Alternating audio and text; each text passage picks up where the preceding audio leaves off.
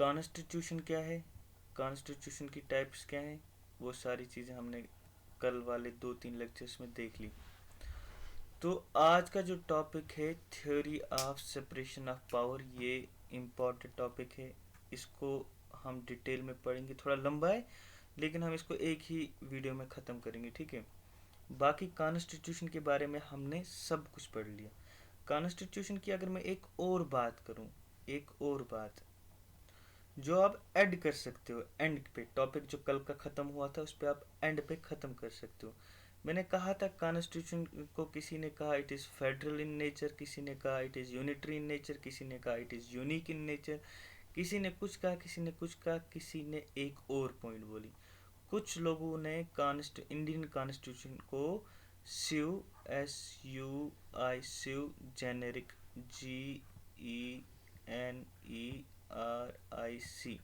SUV Gennaris भी कहा। SUV Gennaris का क्या मतलब होता है? SUV जेनेरिस का सिंपली मतलब होता है एक खुद में ही यूनिक, यानी one that is of its own kind. यहाँ पे मैं लिख देता हूँ, one that is of its, एक मिनट, इट्स ओन काइंड। यानी कुछ फिलोसफर्स ने बोला Indian constitution is sui generis, means one that is of its own kind. अब one that is of its own kind का क्या मतलब है वो भी मैं मत बोल दूं। यहाँ पे theory of separation of powers को स्टार्ट करने से पहले कहा गया कि इंडियन कॉन्स्टिट्यूशन जो it is unique because despite of federalism, यानी बहुत सारों ने बोला, कंक्लूजन ये निकला कि ये मोस्टली फेडरल है, यानी यहाँ पे पावर का डिस्ट्रीब्यूशन है बिटवीन सेंट्रल एंड स्टेट, जो हमने देखा। हाँ, बाद में कभी ये according to situation, according to circumstances unitary में चेंज हो जाता है, but it is unique despite federalism.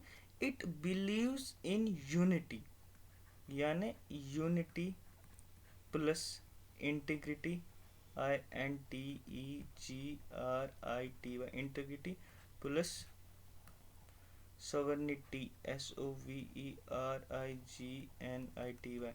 कहा गया Indian constitution is unique because despite federalism it believes in unity, integrity and sovereignty of this country, and it is only when there are the constitution when the constitution are under threat it change its character from federal to unitary. वही बात जो हमने पीछे अभी तक detail में पढ़ी, ये सेम वही बात है, बट यहाँ पे वर्ड चेंज करके बोला गया था स्यू जेनेरिक। स्यू जेनेरिक का क्या मतलब होता है? One that is of its own kind, यानी जो फेडरलिज्म होने के बावजूद भी, कॉन्स्टिट्यूशन में डिस्ट्रीब्यूशन ऑफ पावर्स होने के बावजूद भी, इंडियन कॉन्स्टिट्यूशन जो है ये बिलीव करता है किस पे? ये बिलीव करता है यूनिटी पे, इंटीग्रिटी पे, सॉवरेनिटी पे, ठीक है। ये था इस स्यू जेनेरिक का मतलब। अब इस सारे को मैं कर देता हूँ क्लियर। पढ़ते हैं हम आज का topic, that is theory of separation of power, ठीक है। इस theory of separation of power को समझने से पहले मैं फिर से बोलूँगा, मैं इस टॉपिक को बड़ी डिटेल में बोलूँगा और इसको समझना बहुत ज़रूरी है, तब जाके पॉलिटी आगे समझ में आ जाएगी, ठीक है। सपोज करता हूँ मैं, ये theory of separation of power होता क्या है, इसके लिए मैं सपोज करता हूँ एक एग्जाम्पल क्या है। हम मानते हैं एक मोनार्क सिस्टम होता है, MONARCH, मोनार्क सिस्टम या डिक्टेटरशिप, ठीक है। मोनार्क सिस्टम या डिक्टेटरशिप रिजीम कहाँ पे होता है, कहाँ पे ये रूल होता है? जहाँ पे सारे पावर्स एक ही के हाथों में होंगे। सिंपल फंडा ये means what is monarch system or what is dictatorship system means where all the powers are concentrated in one hand, one single individual body। चाहे फिर फॉर एग्जांपल ये कंट्री है, यहाँ पे मोनार्क सिस्टम चल रहा है। मोनार्क सिस्टम, जो यहाँ का किंग होगा वही यहाँ का एग्जीक्यूटिव होगा, वही यहाँ का जज होगा, वही यहाँ का जूरी होगा, यानी सारा कुछ जो है ये किंग ही यहाँ पे। इसी को हम कहते हैं मोनार्क सिस्टम, या इसी को कहते हैं हम डिक्टेटरशिप सिस्टम, ठीक है। अब मोनार्क और डिक्टेटरशिप में क्या डिफरेंस है वो हम आने वाले लेक्चर्स में पढ़ेंगे, बट फिलहाल आप इतना ही याद रखो, मोनार्क सिस्टम और डिक्टेटरशिप सिस्टम क्या होता है, जहाँ पे सारे के सारे पावर्स एक ही के हाथ में होते हैं। वही क्या करता है, वही वहाँ का एग्जीक्यूटिव होता है, वही वहाँ का जज होता है, और वही वहाँ का जूरी होता है। सिंपल फंडा है, इसको हम कहते हैं मोनार्क सिस्टम, ठीक है। तो मतलब इन सिंपल लैंग्वेज अगर मैं कहूँ मोनार्क सिस्टम की बात, ये वो सिस्टम होता है जहाँ पे लॉज बनाए जाते हैं, जहाँ पे लॉज बनाए जाते हैं, जहाँ पे ये इम्प्लीमेंट किए जाते हैं, ठीक है। ये लॉज जहाँ पे बनते हैं, ये लॉज जहाँ पे इम्प्लीमेंट होते हैं मोनार्क सिस्टम में, वहाँ पे कोई पूछने वाला नहीं होता है, कोई क्वेश्चन करने वाला नहीं होता है कि these laws are moral or immoral, these laws are reasonable or unreasonable, whether these laws are justice or unjustice। यानी कोई पूछने वाला ही नहीं होता है। ये मोनार्क सिस्टम मैंने यहाँ पे बोला आपको, ये यहाँ पे किंग है, इस किंग ने लॉ कोई बनाया और इसी किंग ने इस लॉ को इम्प्लीमेंट किया, लेकिन यहाँ पे कोई भी इससे ये बात नहीं पूछ सकता है क्या ये लॉ जस्ट है या अनजस्ट है, क्या ये लॉ रीजनेबल है या अनरीजनेबल है, क्या ये लॉ मॉरल है या इमोरल है, क्या ये लॉ लोगों के अगेंस्ट है कि नहीं है। यानी कोई कुछ भी बोलने वाला नहीं होता। ये एक सिंगल अथॉरिटी जो होती है, इसी के हाथ में सब कुछ होता है, जो मर्जी है वो ये करता है। इसको हम कहते हैं मोनार्क सिस्टम, या इसको हम कहते हैं डिक्टेटरशिप सिस्टम। इतना पॉइंट समझ में आया? गुड। इसी मोनार्क की स्टेटमेंट में एक फॉर्मर प्रेसिडेंट ऑफ अमेरिका, जिनका नाम था जेम्स MADISON मेडसन। जेम्स मेडसन जो थे एक्चुअल में ये फोर्थ प्रेसिडेंट थे कहाँ के? USA के। अब ये प्रेसिडेंट कौन होता है, ये सिस्टम पार्लियामेंट क्या होता है, ये हम आने वाले लेक्चर्स में पढ़ेंगे, लेकिन फिलहाल जो मैं बोल रहा हूँ वो पॉइंट आप याद रखो। बोलने का क्या मतलब है मुझे, जो ये फॉर्मर प्राइम मिनिस्टर थे जेम्स मेडसन, इन्होंने एक स्टेटमेंट दी। किसके बारे में दी? इसी मोनार्क सिस्टम के बारे में दी, इसी सेपरेशन ऑफ पावर्स के बारे में दी। क्या कहा? He says that the concentration of all powers, यानी सारे पावर्स एक के ही हाथ में, एक किंग के ही हाथ में, चाहे वो लेजिस्लेटिव पावर हो, चाहे वो एग्जीक्यूटिव पावर हो, चाहे वो जुडिशियल पावर हो, चाहे वो एडमिनिस्ट्रेटिव पावर हो, यानी कोई भी पावर एक ही किंग के हाथ में होना is a worst form of tyranny, TYRANNY, tyranny. What he says? He simply says about the monarch system, about the dictatorship system, यानी ये जो पावर एक के हाथ में होना, इसके बारे में फॉर्मर प्राइम मिनिस्टर जेम्स मेडसन, जो कि प्राइम मिनिस्टर नहीं, प्रेसिडेंट, जो कि फोर्थ प्रेसिडेंट थे यूएसए के, he simply says that the concentration of all powers, whether it is legislative power, whether it is executive, judicial, administrative, in a single body or a single individual is the worst form of tyranny। ये इसने statement दी थी, ठीक है। और जब इसकी statement आई, इसने साथ में ही बोला हमें इस सिस्टम को एबॉलिश करना चाहिए। किस सिस्टम को? ये इस सिस्टम को, जो एक कंसंट्रेशन ऑफ पावर एक के हाथ में ही है, जो मर्जी आती है इसको वो करता है, जो मर्जी आती है इसको इम्प्लीमेंट करता है, जो मर्जी आती है वो लॉ बनाता है।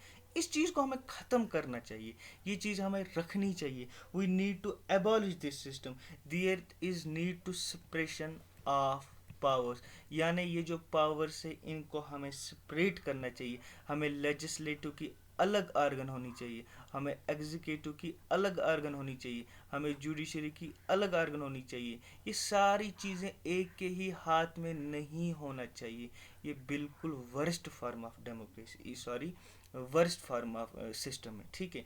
यानी इस जेम्स मेडसन का क्या कहना था, ये जो पावर है, ये पावर हल अलग अलग हाथों में होना चाहिए। पहली बात, लेजिस्लेचर का पावर लेजिस्लेचर के हाथ में होना चाहिए, एग्जीक्यूटिव का पावर एग्जीक्यूटिव के हाथ में होना चाहिए, जुडिशरी का पावर जुडिशरी के हाथ में होना चाहिए। इसका इन्फ्लुएंस इस पे नहीं होना चाहिए, इसका इन्फ्लुएंस इस पे नहीं होना चाहिए। यानी इन शॉर्ट इसका कहने का मतलब था ये कि ये इसके कामों में इंटरफेयर ना करे, ये इसके कामों में इंटरफेयर ना करे, ये इसके कामों में इंटरफेयर ना करे, ये इसके कामों में इंटरफेयर ना करे। बिल्कुल पावर सेपरेट होने चाहिए। जो लेजिस्लेचर करता है करने दो, एग्जीक्यूटिव कुछ ना बोले। जो एग्जीक्यूटिव करता है करने दो, जुडिशरी कुछ ना बोले। जो जुडिशरी करता है करने दो, इसको लेजिस्लेटिव या एग्जीक्यूटिव कुछ भी ना बोले। इसी के बैकग्राउंड में आता है theory of separation of power, जो हमारा आज का टॉपिक है, that is theory of separation. Pen नहीं चल रहा है, एक मिनट। शॉर्ट में मैं लिख देता हूँ theory of separation of power. ठीक है, ये एक थ्योरी आती है, जो नाम से पता चलता है, जो बंदा देता है उसका नाम होता है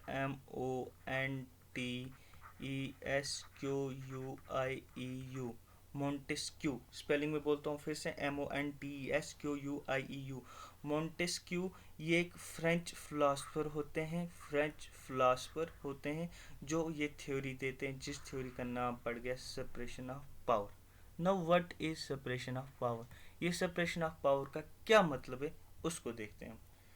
इसने बोला कि लेजिस्लेटिव अगर हमारे पास है, एग्जीक्यूटिव अगर हमारे पास है, जुडिशरी अगर हमारे पास है। पहले मैं एक बात बोल दूं आपको यहाँ पे, लेजिस्लेटिव किसको कहते हैं, एग्जीक्यूटिव किसको कहते हैं, जुडिशरी किसको कहते हैं, ये यहाँ पे मैं समझा देता हूँ। ठीक है, शॉर्ट में, डिटेल में तो अभी तो हमें यही पॉलिटी में सारा पढ़ना है, लेकिन इन शॉर्ट में बोलता हूँ। लेजिस्लेचर कहते हैं उस बॉडी को जो एक कंट्री के लिए लॉ बनाती है, सिंपल। एग्जीक्यूटिव कहते हैं हम उस बॉडी को जो इस ही लॉ को इम्प्लीमेंट करती है, यानी जो लेजिस्लेचर ने बनाया है। और जुडिशरी कहते हैं हम जो लोगों को जस्ट देती है, जो लोगों को इंसाफ दिलाती है। ये तो आपको पता होगा। तो मॉन्टेस्क्यू ने क्या कहा, अगर हमारे पास लेजिस्लेचर है, अगर हमारे पास एग्जीक्यूटिव भी है, अगर हमारे पास जुडिशरी भी है, हमें क्या करना चाहिए, इन तीन ऑर्गन्स के पावर्स को स्प्रेड करना चाहिए। यानी जो जॉन मेडिसन ने स्टेटमेंट दी वही इसने दी, लेकिन इसकी थ्योरी आगे चली। इसने कहा if we have legislature, executive, judiciary, all three organs should be separated from each other. तीनों को अलग कर दो एक दूसरे से, ठीक है, ताकि कोई मेंबर यहाँ का इधर ना आ सके, कोई मेंबर यहाँ का इधर ना आ सके, कोई मेंबर यहाँ का इधर ना आ सके, कोई मेंबर यानी यहाँ पे ना आ सके। सिंपल, कोई मेंबर एक दूसरे में इंटरफेयर ना करे, चाहे वो एग्जीक्यूटिव हो, चाहे वो जुडिशरी हो, चाहे वो लेजिस्लेचर हो, कोई मेंबर एक दूसरे में इंटरफेयर ना करे। और ये जो सिस्टम है ये चलना चाहिए in a water, WATER, water, TIGHT, tight arrangement. इसने कहा, सिंपल में कहता हूँ, all the organs should be separated from each other. That means no member of legislative should be part of executive or should be part of judiciary.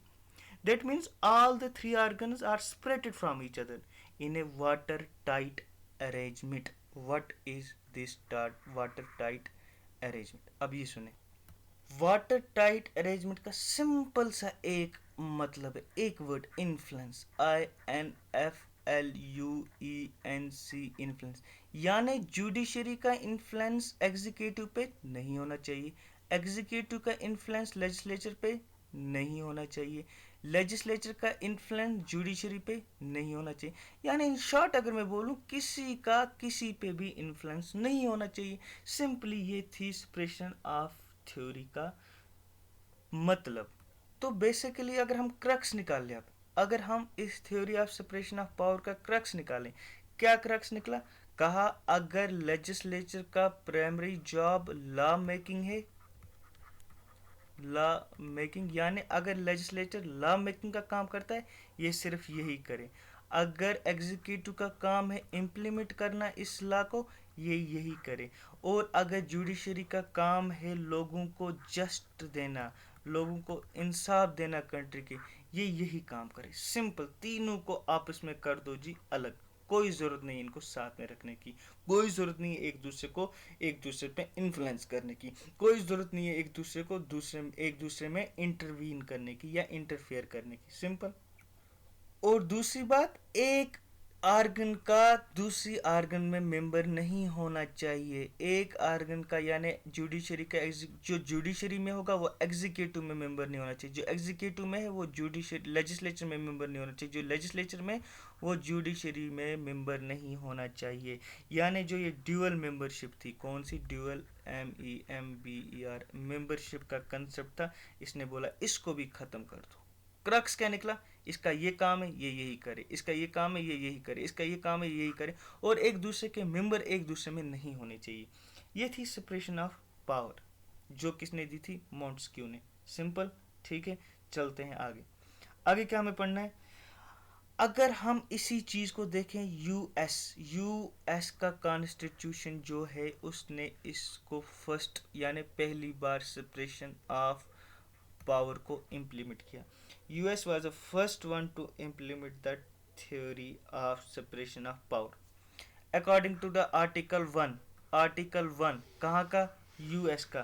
क्या कहता है वो, ये याद रखना, आर्टिकल 1 में US कॉन्स्टिट्यूशन की बात कर रहा हूँ। वो क्या कहता है, वो कहता है all legislature powers are vested with WTH with in Congress. Handwriting को आप थोड़ा खुद ही मैनेज कर लें, इसलिए मैं बोल भी रहा हूँ साथ में, ठीक है।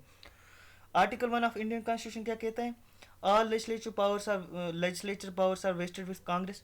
जैसे यहाँ पे पार्लियामेंट है, हमारे इंडिया में पार्लियामेंट के दो हाउस होते हैं, राज्यसभा और लोकसभा। वहाँ पे इसी पार्लियामेंट को कांग्रेस कहा जाता है, बस इतना ही, नाम चेंज है। इसके भी दो पार्ट होते हैं सेम, एक का नाम होता है हाउस ऑफ रिप्रेजेंटेटिव, दूसरा होता है सेनेट, ठीक है। ये याद रखना, वहाँ के पार्लियामेंट को कांग्रेस कहा जाता है। जैसे यहाँ के पार्लियामेंट को राज्यसभा और लोकसभा दो हाउस मिल के बनाते हैं पार्लियामेंट, वहाँ यहाँ पे कांग्रेस में हाउस ऑफ रिप्रेजेंटेटिव होता है और सेनेट होता है। ये दो मिलके वहाँ पे क्या बनाते हैं, कांग्रेस, यानी वहाँ का पार्लियामेंट, यूएसए के पार्लियामेंट को कांग्रेस कहा जाता है। वहीं यूएसए का आर्टिकल 2 क्या कहता है, आर्टिकल 2 कहता है all executive powers are vested with president. कहता है कि सारे जो एग्जीक्यूटिव पावर्स हैं वो किसके पास होंगे, PRESIDENT, प्रेसिडेंट के पास। अगर वहीं के आर्टिकल 3 की बात हम करें, वो क्या कहते हैं, ऑल जुडिशियल पावर्स जो हैं वो किसके पास होंगे, सुप्रीम कोर्ट के पास। कहाँ का, यूएसए का। मतलब clear cut separation of power से बिटवीन कांग्रेस यानी लेजिस्लेचर, बिटवीन एग्जीक्यूटिव यानी प्रेसिडेंट, बिटवीन जुडिशरी यानी सुप्रीम कोर्ट। दिख रहा है। आर्टिकल 1 कहता है सारे लेजिस्लेचर के पावर्स जो हैं कांग्रेस के पास होने चाहिए। आर्टिकल 2 कहता है एग्जीक्यूटिव के जो भी पावर्स हैं वो प्रेसिडेंट के पास होने चाहिए। आर्टिकल 3 कहता है जुडिशियल के जो भी पावर्स होंगे वो सुप्रीम कोर्ट ऑफ यूएसए के पास होना चाहिए। वहाँ के सुप्रीम कोर्ट को federal supreme court of USA कहते हैं। यानी क्लियर कट हमें पावर का पता चल रहा है। आर्टिकल 1 क्या कह रहा है, आर्टिकल 2 क्या कह रहा है, आर्टिकल 3 क्या कह रहा है ना, एक तरीका का यहाँ भी सेपरेशन ऑफ पावर। क्योंकि हमें कैसे पता चला यहाँ पे सेपरेशन ऑफ पावर से, आर्टिकल 1 ने ये बात बोली, आर्टिकल 2 ने ये बात बोली, आर्टिकल 3 ने ये बात बोली। लेकिन क्या आपको लग नहीं रहा है सेपरेशन ऑफ पावर में एक प्रॉब्लम है? क्या प्रॉब्लम है वो हम डिस्कस करते हैं। चलो जी, प्रॉब्लम की डिस्कशन में लेते हैं। सेपरेशन ऑफ पावर, ये जो सेपरेशन ऑफ थ्योरी है ये दिख तो ठीक रही है, हाँ जी, कोई एक दूसरे के मसलों में दखल अंदाजी नहीं करेगा। लेजिस्लेचर एग्जीक्यूटिव की तरफ नहीं जाएगा, एग्जीक्यूटिव जुडिशरी की तरफ नहीं जाएगा। जब ये एक दूसरे की तरफ नहीं जाएंगे, इसका क्या ये मतलब है कि दोनों अच्छे से काम कर पाएंगे? बट देयर इज प्रॉब्लम क्या है वो सुने आप। अगर वहाँ का लेजिस्लेचर का काम है लॉ मेकिंग, ठीक है, वो वही करेगा। अगर वहाँ के एग्जीक्यूटिव का काम है इम्प्लीमेंट, IMPLE इम्प्लीमेंट, या इनेक्ट कोई पॉलिसी, वो यही करेगा। अगर जुडिशरी का काम है वहाँ पे just, JUSTIC, just to people, ठीक है, वहाँ पे क्या मतलब सेपरेशन ऑफ पावर में जो कहा गया था वही मैं लिख रहा हूँ। लेजिस्लेचर का काम जो है वो वही करे, इसका प्राइमरी जॉब ये है वो ये यही करे, एग्जीक्यूटिव का प्राइमरी जॉब ये है ये यही करे, जुडिशरी का प्राइमरी जॉब है provide just to the people, ये यही करे। लेकिन एक खुद में एक प्रॉब्लम है। खुद में क्या एक प्रॉब्लम है? देखिए, अगर लेजिस्लेचर लॉ बनाता है तो ये कोई भी लॉ इम्प्लीमेंट कर सकता है, ये कुछ भी कर सकता है, क्योंकि लेजिस्लेचर के पास क्या होगी? आज़ादी मिल गई। इस पे कोई भी चक नहीं है। कल को ये कोई अनकॉन्स्टिट्यूशनल लॉ भी बना सकता है, कल को कोई ये अनजस्ट लॉ भी बना सकता है, कल को कोई ये इमोरल लॉ भी बना सकता है। इस पे कोई इन्फ्लुएंस कर ही नहीं सकता है according to this separation of theory. Executive की अगर हम बात करें, कल को ये खुद ही अपना आर्गन अपने आर्गन को एक्सपेंड कर देगा, खुद ही कोई लॉ ये इम्प्लीमेंट कर देगा, खुद ही कोई पॉलिसी इनेक्ट कर देगा। इसको भी कोई पूछने वाला है, क्योंकि सेपरेशन ऑफ पावर कहता है कोई दूसरे एक दूसरे में इंटरफेयर नहीं करेगा, कोई एक दूसरे के कामों में कोई दखल अंदाजी नहीं करेगा। यानी लेजिस्लेचर भी कोई लॉ बना सकता है, एग्जीक्यूटिव भी कुछ कर सकता है, जुडिशरी भी अपना इन्फ्लुएंस कर सकता है, अपना अपने अपने आर्गन को एक्सपेंड कर सकता है। इसको भी कोई कुछ नहीं कर सकता। अगर एग्जीक्यूटिव कल को कोई लॉ बनाता भी है, फॉर एग्जांपल एग्जीक्यूटिव ने एक्स लॉ बना लिया यहाँ पे, अब ये इम्प्लीमेंट काम किसका करना है? एग्जीक्यूटिव को। लेकिन एग्जीक्यूटिव करेगा ही नहीं ये लॉ, क्या बोलते हैं, इम्प्लीमेंट। जब ये लॉ इम्प्लीमेंट ही नहीं करेगा, इसको जुडिशरी पूछ ही नहीं सकता है तूने ये इम्प्लीमेंट क्यों नहीं किया, क्योंकि सेपरेशन ऑफ पावर कहता है कोई एक दूसरे के कामों में दखल अंदाजी, इंटरफेयर नहीं करेगा। ये सबसे बड़ी प्रॉब्लम है सेपरेशन ऑफ पावर्स की। तो अभी मैंने कहा यूएसए पहली कंट्री, उसने सेपरेशन ऑफ पावर्स को इम्प्लीमेंट किया। क्या उसने डायरेक्ट जाके सेपरेशन ऑफ पावर्स को इम्प्लीमेंट किया? नहीं, उसने सेपरेशन ऑफ पावर्स के साथ एक और चीज़ ऐड कर दी जिसको हम कहते हैं checks and balance system, doctrine of checks and balance system. यहाँ पे हम लिख देते हैं डॉक्ट्रिन ऑफ CHEC के checks and balance system. USA ने जब इम्प्लीमेंट किया था सेपरेशन ऑफ पावर, इसके साथ इसने एक और चीज़ ऐड कर दी, एक और फीचर ऐड कर दिया जिसको हम कहते हैं doctrine of check and balance system. क्या है ये doctrine of check and balance system? ये देखते हैं हम। इसने कहा ठीक है, हमारे पास है, यूएसए ने कहा हमारे पास लेजिस्लेचर है, हमारे पास एग्जीक्यूटिव है, हमारे पास जुडिशरी है, हम इन तीनों ऑर्गन्स को बिल्कुल अलग कर देते हैं। ठीक है, क्लियर कट लिख दिया separation of powers between legislature, executive and judiciary. और साथ में ये भी कह दिया कि मेंबर ऑफ वन के not be the member of another, यानी इसका मेंबर इसका नहीं बनेगा, इसका मेंबर इसका नहीं बनेगा, इसका मेंबर इसका नहीं बनेगा, इसका मेंबर इसका नहीं बनेगा। ये भी साथ यूएसए ने कर दिया। यूएसए ने क्या कर दिया? हाँ जी हमारे पास लेजिस्लेचर है, हाँ जी हमारे पास एग्जीक्यूटिव भी है, हाँ जी हमारे पास जुडिशरी भी है, क्लियर कट पावर्स कर दिए। ये भी कहा member of one can not be the member of another body. ठीक है, जैसे कि अगर हम देखें जो प्रेसिडेंट है कहाँ का? यूएसए का, वो वहाँ का एग्जीक्यूटिव हेड होता है। ठीक है, एग्जीक्यूटिव हेड क्या होता है मैं बाद में डिफाइन करूंगा, फिलहाल इतना याद रखना। प्रेसिडेंट जो ऑफ अमेरिका का है वो एग्जीक्यूटिव हेड का होता है, लेकिन वो यूएसए कांग्रेस का पार्ट नहीं होता है। कांग्रेस का मतलब वहाँ की पार्लियामेंट, यानी एग्जीक्यूटिव का जो पार्ट है, एग्जीक्यूटिव का जो हेड है उसको हमने प्रेसिडेंट कहा, और ये इसका पार्ट नहीं है, यानी सेपरेशन ऑफ पावर हुआ ना। ठीक है, एग्जीक्यूटिव का काम क्या होगा? प्रेसिडेंट का काम होगा एग्जीक्यूटिव वर्क, और ये लेजिस्लेचर का पार्ट नहीं है। इसीलिए जो यूएसए का प्रेसिडेंट होता है वो एग्जीक्यूटिव हेड ऑफ स्टेट होता है, but he is not part of US Congress. और जो बाकी मिनिस्टर्स वहाँ के होते हैं, कहाँ के? यूएसए के, किसके साथ जो होते हैं? प्रेसिडेंट के साथ जो होते हैं, वो भी इस कांग्रेस के पार्ट नहीं होते हैं।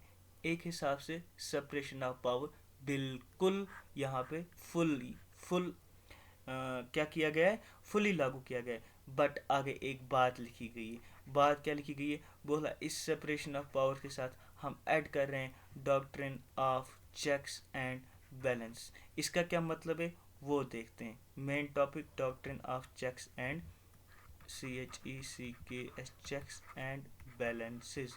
ठीक है, ये याद रखना। सेपरेशन ऑफ पावर्स के साथ checks and balances US constitution ने ऐड किया। What is this? लेट्स सी।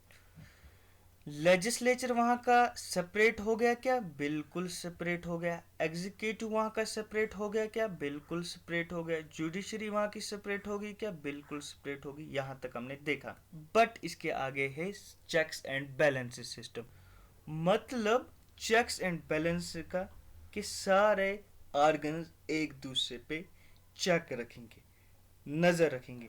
अगर कल को फॉर एग्जांपल लेजिस्लेचर कोई लॉ बना लेता है जो अनकॉन्स्टिट्यूशनल होता है, जो इमोरल होता है, जो अनरीजनेबल होता है, जो अनजस्टिस होता है, जुडिशरी उसको डायरेक्ट उठ के स्ट्रक डाउन कर देगी, उस लॉ को वहीं पे नल एंड वाइट कंसिडर कर देगी। This is called checks and balance. If legislature makes any law which violates the constitution of USA. ये था कि यानी जुडिशरी ने एक हिसाब से लेजिस्लेचर पे नज़र रखी कि भाई लॉ तो तुमने बना लिया, अगर ये लॉ कल को ख़राब निकला, अगर ये लॉ कल को अनजस्टेबल निकला, अगर ये कल को लॉ इमोरल निकला, तो मैं तेरे लॉ को डायरेक्ट गिरा दूंगा, क्योंकि मेरे पास क्या है? Checks and balance power. Separation of power तो ठीक है, तू अलग है, मैं भी अलग हूँ, जुडिशरी भी अलग है, एग्जीक्यूटिव भी अलग है, सारे अलग अलग अपने अपने काम करेंगे। हाँ, लेकिन कोई ऐसा काम नहीं करना कि मुझे कल को तेरे लॉ को क्या करना पड़े? Null and void. और इसी को हम कहते हैं चेक्स एंड बैलेंसेस सिस्टम। यानी जुडिशरी ने यहाँ पे लेजिस्लेचर पे क्या रखी? नज़र रखी। इन द सेम वे अगर कल को एग्जीक्यूटिव वहाँ पे कौन है? प्रेसिडेंट। अगर प्रेसिडेंट कल को कोई ऐसा काम करता है, फॉर एग्जांपल ही कमिटेड ट्रीसन। ट्रीसन क्या होता है? ट्रीसन एक्चुअल में एक हाइस्ट ऑफेंस कहाँ पे? यूएसए में जो हाइस्ट ऑफेंस माना जाता है डेट इज ट्रीसन। अगर फॉर एग्जांपल कल को प्रेसिडेंट ट्रीसन वहाँ पे करता है, तो इसको आराम से लेजिस्लेचर क्या कर देगी? इम्पीच कर देगी। इम्पीच की अगर सिंपल मीनिंग में बोल दूँ, रिमूव, REMOV, रिमूव। यहाँ पे मैं एक और पॉइंट क्लियर आपको बता दूं, जब भी किसी को निकाला जाएगा उसको रिमूव यूज़ किया जाता है, वर्ड REMOV, रिमूव। लेकिन अगर प्रेसिडेंट को निकाला जाता है ना, चाहे वो आप USA में निकालो या इंडिया में निकालो, इसके लिए ये रिमूव वर्ड यूज़ नहीं किया जाता है, इसके लिए वर्ड किया जाता है यूज़ इम्पीच, IMPEACH। इम्पीच एक स्पेशल वर्ड है जो स्पेशली प्रेसिडेंट के लिए यूज़ किया जाता है जब इसको बाहर निकालना हो। यहाँ पे मैंने क्या बोला? एग्जीक्यूटिव जो यूएसए का है, जो कौन है? प्रेसिडेंट वहाँ का। अगर वो कल को कोई ऐसा ऑफेंस करता है, ऐसी गलती कर देता है, लेजिस्लेचर उसको क्या करेगी? इम्पीच कर देगी, वहाँ से निकाल देगी। यानी एग्जीक्यूटिव पे भी किसकी नज़र है? लेजिस्लेचर की। यानी यहाँ पे भी चेक एंड बैलेंस सिस्टम है। एक पॉइंट हमने देखा, कौन सा पॉइंट देखा? या जब हमने देखा जुडिशरी को नज़र किस पे? लेजिस्लेचर पे। दूसरा पॉइंट हमने देखा एग्जीक्यूटिव को भी नज़र किस पे? लेजिस्लेचर पे। यानी आपस में इन्होंने चेक एंड बैलेंस सिस्टम बना के रखा है।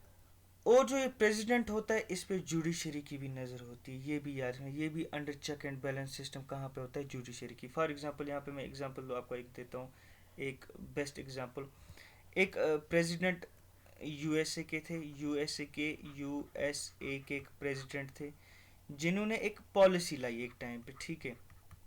I don't remember the name of president, मुझे याद नहीं है, लेकिन उन्होंने एक पॉलिसी लाई थी, POLIC वे पॉलिसी क्या लाई थी उन्होंने ये कहा था कि ये 7 मुस्लिम प्रीडोमिनेट कंट्रीज जो हैं, ये 7 जगहें जो है, किसी भी 7 स्टेट्स का नाम लिया था, कहा था यहाँ पे कोई भी मुस्लिम USA में नहीं आएगा आज के बाद। जब इससे पूछा गया ये कि आपने ये पॉलिसी क्यों बनाई, इसने कहा कि मुझे टेररिज्म को अपनी ज़मीन से ख़त्म करना है। कहाँ की ज़मीन से? USA की ज़मीन से।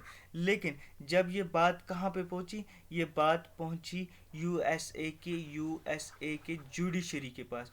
USA की जुडिशरी ने जब इससे पूछा क्या मसला है, तूने ऐसा क्यों कहा, इसने कहा मैंने इसलिए ऐसा किया, मैंने इसलिए ये पॉलिसी लाई क्योंकि मुझे यहाँ पे टेररिज्म को ख़त्म करना है USA की ज़मीन पे। तो कॉन्स्टिट्यूशन जो जुडिशरी USA का था, उसने इसको नल एंड वाइड करार दे दिया इसकी पॉलिसी को। क्यों?